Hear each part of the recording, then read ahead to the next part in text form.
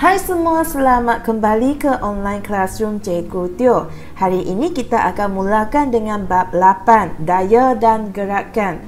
Dalam video ini, Cikgu Teo ingin bincangkan topik daya. Sebelum kita mula, kita nak tengok dulu apakah maksud daya.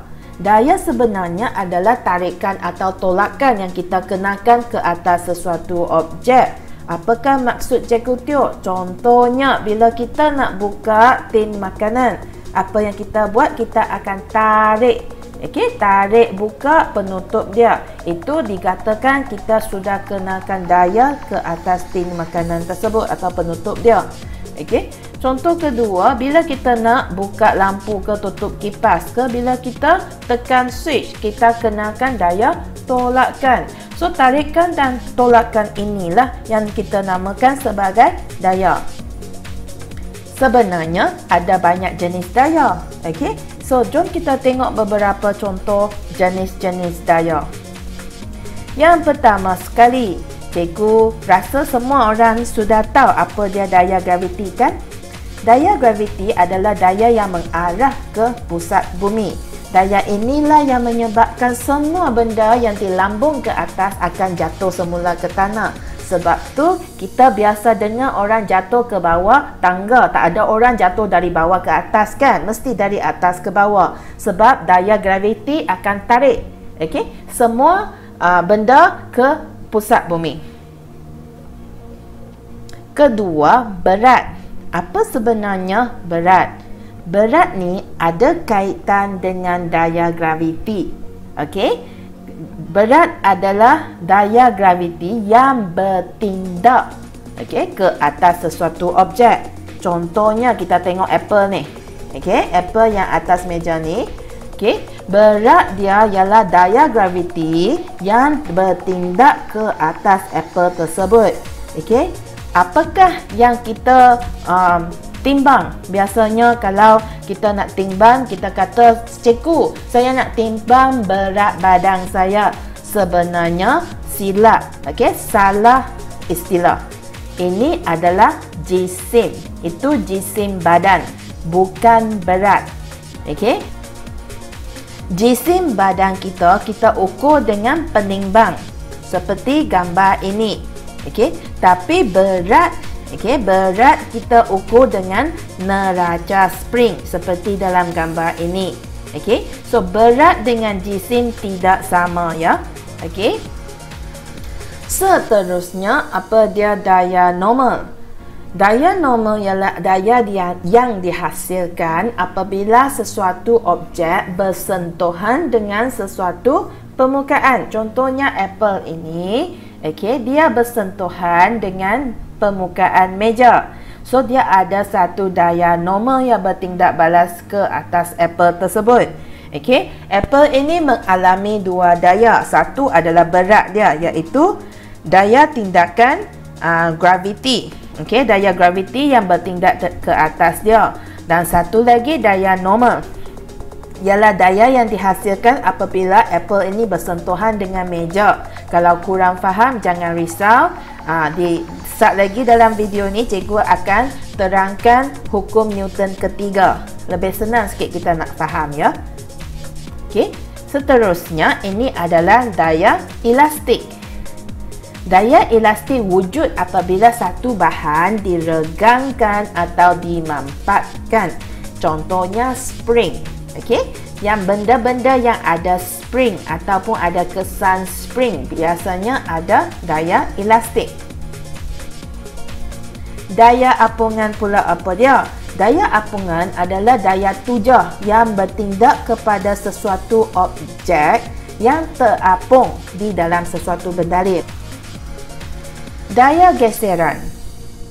Daya geseran adalah daya yang menentang gerakan.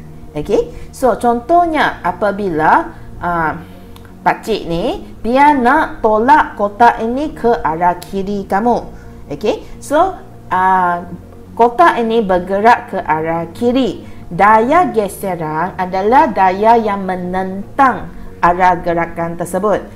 apabila ada dua permukaan yang bersentuhan. Mana permukaan yang bersentuhan tu? Dekat kotak ni, bawah kotak ni ada permukaan dia kan? Dekat lantai, permukaan lantai. So, dua permukaan ni bersentuhan dan apabila ada pergerakan iaitu kotak ini dia bergerak ke arah kiri, maka wujudlah daya geseran. Dan gaya geseran ni dia mesti menentang arah. Kalau kita tolak kotak ini ke sebelah kiri, daya geseran akan bertindak ke arah kanan. Kalau kita cuba tarik kotak ini ke arah kanan, daya geseran pula akan bergerak ke arah kiri. So, dia sentiasa menentang arah gerakan. So, apa ciri-ciri daya? Daya ada 3 ciri-ciri ya. So, yang pertama, dia mesti ada magnitude. Kedua, mesti ada arah. Ketiga, mesti ada titik aplikasi. Apa dia magnitude? Magnitude ialah ukuran daya. Maksudnya daya tu besar ke kecil. So magnitude ini diwakili oleh nombor. Ingat, magnitude diwakili oleh nombor. So dalam gambar raja ni, ada tangan siapa ni yang cuba nak tolak kotak ni ke arah kiri. So apakah magnitude dia? Magnitude dia 10 Newton. Ingat, setiap kali kita nak tengok magnitude, kita cari nombor yang mengukur daya tersebut. Kedua, apakah arah daya ini? Daya ini ada arah ke kiri. Dan seterusnya titik aplikasinya. Maksudnya mana titik yang kita mengenalkan daya tersebut. So, titik aplikasi dia ada di sini antara tangan dengan kotak. Itulah titik aplikasinya. Kita tengok satu lagi contoh. So ini tukul paku. Kita cuba nak keluarkan paku ni. So pertama, berapakah magnitude daya? Cikgu Teo kata cari nombor. So magnitude dia 15 Newton. Manakah arah? Arah daya ni ke arah diri sendiri atau ke arah kanan. Seterusnya, mana titik aplikasi? Dekat sini. Dekat sini, di antara tukul dengan bongkar kayu. Seterusnya, kita tengok unit daya. Daya diukur dalam Newton ataupun N. Sekali lagi, Cikgu Teo nak ingatkan, bila kita tulis unit yang merupakan nama orang, kalau tulis perkataan, Newton mesti huruf kecil. Kalau kita guna simbol, iaitu kita guna N sahaja, dia mesti huruf besar. Dan 1 kilogram sama dengan 10 Newton. So, ingat lagi tak jisim badan dengan berat badan? Kalau jisim badan awak 60 kilogram, maksudnya berat badan awak adalah 600 Newton. Jisim dan berat tak sama. So, ini yang betul. Yang salah, Newton kalau tulis huruf besar salah. Kalau tulis N sahaja tapi guna huruf kecil pun salah. Dan ingat sentiasa 1 kilo tidak sama dengan 1 Newton. Semua ini salah ya. Ini kena ingat, sangat penting ya. Seterusnya, kita nak tengok hukum Newton ketiga. Apakah yang dinyatakan oleh hukum Newton ketiga? Hukum Newton ketiga menyatakan bahawa setiap daya tindakan ada daya tindak balas. Sama magnitude tapi bertentangan arah yang berlainan. So, ingat lagi tak magnitude apa dia? Magnitude ialah nombor ukuran dia. Arah kita semua tahu. So, apa maksud dia? Kita tengok contoh. Situasi pertama, jasad yang kekal di atas meja. Contohnya buku ini. Dia kekal di atas meja, tak bergerak. So, ada dua daya yang dia mengalami. Yang pertama, daya tindakan. Apakah daya tindakan yang ada? Berat. Berat buku tersebut iaitu daya tarikan graviti yang bertindak ke atas buku itu. Daya tindak balas apa dia? Ingat lagi tak, kalau ada benda yang bersentuhan dengan permukaan, apakah daya yang ada? Daya normal. Okey, sama seperti contoh apple tadi. Seterusnya, jasad yang terapung di atas air. Ini situasi kedua. Sesuatu benda yang terapung di atas air juga ada daya tindakan dan daya tindak balas. So, daya tindakan dia adalah berat bongkar kayu tersebut. Okey, iaitu daya graviti lah.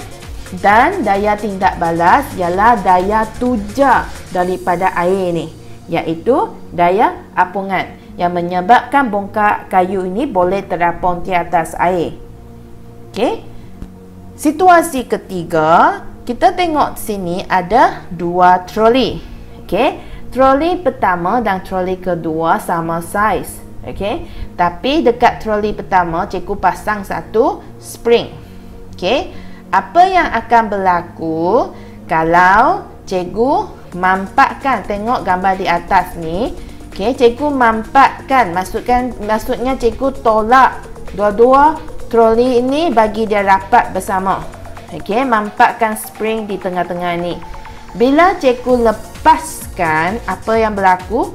Troli pertama akan bergerak ke kiri, troli kedua akan bergerak ke kanan. So, daya tindakan dia apa dia? Daya elastik. Okey, sebab dekat sini ada spring. Kita tolak dia ke arah tengah-tengah dua-dua. Okey. Daya tindak balas juga adalah daya elastik tapi arah bertentangan. Tadi untuk troli pertama arah ke sini, troli kedua arah ke sana. Bila kita lepaskan, dia bertentangan arah. So, itu daya tindak balas. So, itulah tiga situasi yang menjelaskan keadaan hukum Newton ketiga.